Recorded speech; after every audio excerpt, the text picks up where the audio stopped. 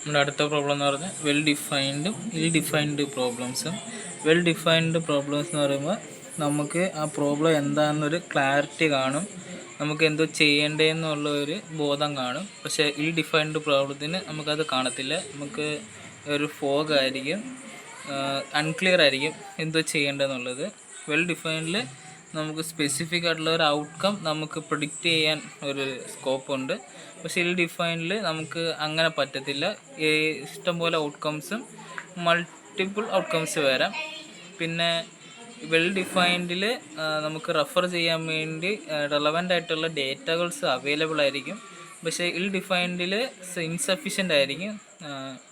പിന്നെ well defined നമുക്ക് solve ചെയ്യാൻ ലോജിക്കലായിട്ടുള്ള അപ്രോച്ച് മതിയായിരിക്കും. പക്ഷേ ഇൽ ഡിഫൈൻഡിൽ ലോജിക്കലല്ല, ക്രിയേറ്റീവായിട്ടുള്ള ഇൻട്രാക്റ്റീവായിട്ടുള്ള അപ്രോച്ചാണ് നമ്മൾ ചെയ്യേണ്ടത്.